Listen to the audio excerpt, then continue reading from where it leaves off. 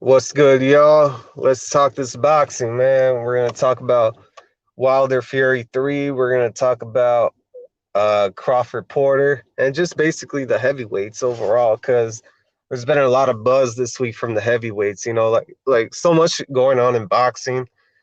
Uh Even though it's only like a couple of big major fights that are happening, but still it gives us something to talk about at least, because at the end of these fights, it's really gonna determine like how boxing moves going forward. You know what I mean? Because these three divisions are like probably the most looked at right now. Because heavyweights, it's self-explanatory. Welterweight too, but super middleweight, there's a lot to be looking at. With Canelo, Clint, but we've already discussed that in thorough detail in previous lives. Well, I have. And let's talk about Wilder Fury 3. But first, let's talk about Crawford versus Porter because it just got officially announced and around yesterday, like at an awkward time, because like that's when an interview came out, and that's when I saw on the YouTube pages that uh they were already like announcing the fight, and Crawford and Porter met each other like on a Zoom type of deal. You know what I mean, like through the internet and stuff, on a face call or FaceTime, whatever you want to call it. But man, that's still a tough fight to break down a little bit. But I still think Crawford is being underestimated, even though like he doesn't have like a glamorous resume like how everyone wants it to. But you still can't ignore accolades at the end of the day. And Porter, man, Porter, he's already shown it, man. Like he's already shown what he's done before. But I think everybody's underestimating Crawford, man, because like even though it's been a while since he stepped up, and I have been kind of critical of him for not stepping up his competition in a while. So that's why like I'm uh real skeptical about Crawford like going forward, even after the Sean Porter fight, whether he beats him or not. So let me see, what was I gonna say? I was gonna say something important. Oh yeah, about the style breakdown. A lot of people sleep on Crawford, like, cause Crawford, he remembers a lot of shit. You got to give that to him, cause he remembers all the critics. He remembers everything that y'all have been saying. And I've said this before in another stream, where everyone was doubting him in Postal, and they don't want to reveal themselves, but uh, everyone can act like they forget all the time. So just a reminder, I remember all those videos. I remember all those comments that were saying, Bud looks a little shaky when they mention Felix Diaz, or, oh, Bud is avoiding Troyanovsky and Victor Postal. Those are the guys, man.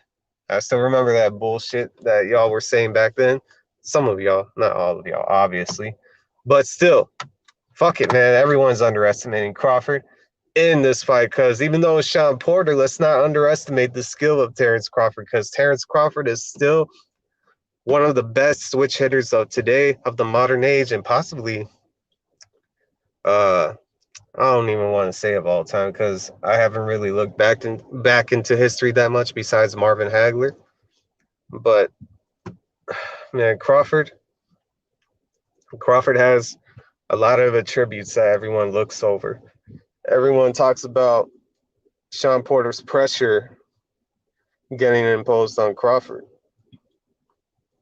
But then again, man, like I've never seen Crawford like fold in those type of moments, because he's seen that style before. I mean, he doesn't really have to like fight like that level of style, like on a higher level of competition, but he does have the foundation of a plan and a blueprint to understand like how he deals with that style. So you don't really gotta face like a high level pressure fighter like Sean Porter in order to beat a high level pressure fighter like Sean Porter. If you've already faced somewhat of a similar style, in certain fundamentals.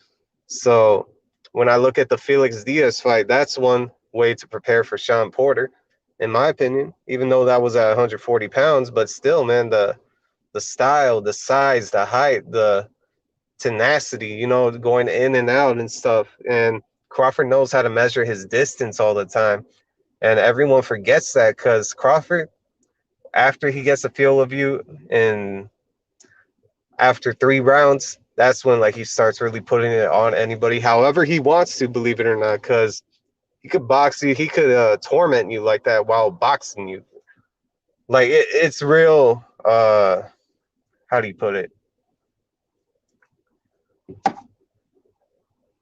It's real aggravating for the fighter. It's real tormenting. Like he torments them. Like I said before, he torments the fighter until like the referee stops it. Even when he's boxing, man, because like Terrence Crawford won't lay off of somebody that's been talking about him for so long, you know, or fans that have been like amping up a fighter that they say was gonna beat him for so long. So that's when like he goes and proves everybody wrong, you know, or maybe not them wrong, but he exceeds expectations. That's the key. He always exceeds everything that everyone always tries to put a standard on him for. So in this fight going in with Sean Porter, like Sean Porter has a very, very great athleticism, a lot of great pressure that he could put on Terrence Crawford, but can Terrence Crawford like manage the whole thing? Yeah, I think so too. So without going into further detail, I'm excited for this fight.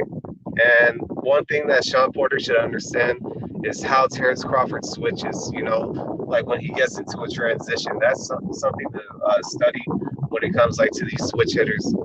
You gotta look for those transitions because Terrence Crawford like smoothly transitions. Like he makes it not so obvious compared to a lot of fighters out there that I've seen. You know, I've seen like Teofimo Lopez like try switch hitting, but he always leaves like an obvious transition. And I've seen Rungvisai try it a couple times, and even though that's not his thing, that still doesn't mean that he could just try to switch it in one fight all of a sudden. So yeah, that's what I think so far of the Crawford versus Porter fight. But we'll go into more detail about it as the weeks progress. And let's talk about these heavyweights, man. You know, let's just get down to Wilder versus Fury 3. There's a lot going into this fight, you know. So many elements, you know, like the whole thing, like from the second fight and the first fight, regardless of what you think about it, I'm very interested in it. But you gotta admit, Fury looks like he's not really keen to me, like in facing Wilder, you know. And that's my opinion about it. Because when I look at Fury, even though I picked him in the first 2 fights, doesn't seem like he's motivated for this fight. Nor does he seem like he's prepared for like what Wilder might do, like all of a sudden. You know what I mean? Because Wilder always has like an element of surprise to him, whether people like it or not. That's just the nature of the beast when it comes to him. And the fact that he's employing like some different tactics, and I'm hearing that he's coming in at a different weight, you know, he's bulking up a little bit. I'm interested to see like how he carries that weight, how he manages with it. You know, some people think it's slower, but what if like that weight goes into the legs? Because you got to factor that in. Even though Wilder has like very thin legs, doesn't mean that it makes him less stronger, but he can put his weight onto the legs, and that's what a lot of people miss. When you put weight onto the legs, that's what increases your speed and stuff. So and just basically like your foundation to stand up, or you know, not to get knocked out, and basically like freshens up your legs a little bit more and increases longevity and stuff. So that's what I think so far. I don't want to get into a prediction of it just yet because I still need to catch up on a lot of training footage from them. I've seen a couple of them from Wilder, pretty impressive, but not so much from Fury. I've seen him hitting a bag, but that's not enough for me to understand like where he's at physically and mentally. So this fight might be a lot different than the first and second fights, believe it or not. Maybe in Wilder's favor, maybe in Fury's favor. I don't know, man. Like, because these guys think so complex. Like, it's hard for me to gauge, like, whether this fight is going to happen, whether somebody's going to approach the fight with a different style, like how Fury did, or how Wilder's gonna approach it, like so many things. Like Wilder could be heavier, Wilder could end up being thinner, or he could end up putting the weight in his legs or his upper body, and that affects like his movement in a certain way, positive or negative. Like this fight interests me because there's so much like unknown. Like I don't know. Like when I stick my hand into trying to find like that note for a prediction, it's real hard for me to look for something, because it always slips away. And well, I really like the dedication of Deontay, believe it or not, because like he's going into this fight with the intention to have like he always had a killer instinct, but this guy really, really wants Fury's head, in my opinion. Otherwise, he wouldn't be taking this fight. So that's what I think about it so far.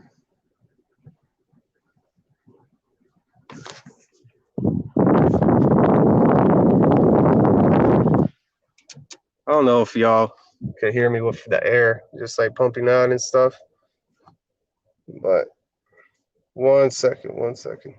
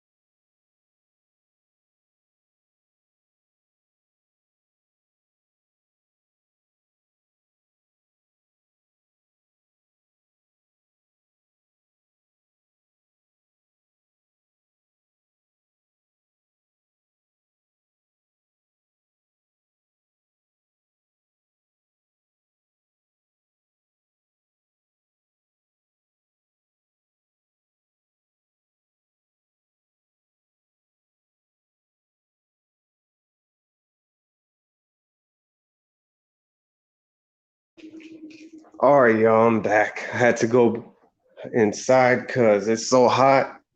Even like in the fall, like even though it's like 80 something degrees, like my car ends up trapping the heat inside, and like the air just like mixes in. As long as I'm supposed to be like, well, as long as I'm driving the car, that's when like the air like still produces like cool air and stuff. I don't know. It's weird. It's weird to describe it, but um yeah, as I was saying about this Wilder Fury fight, man, like it's been a long trip and I'm already tired of it. The saga, the back and forth, regardless of who you think is right or wrong and all of this other stuff, you know what I mean, going on with the saga.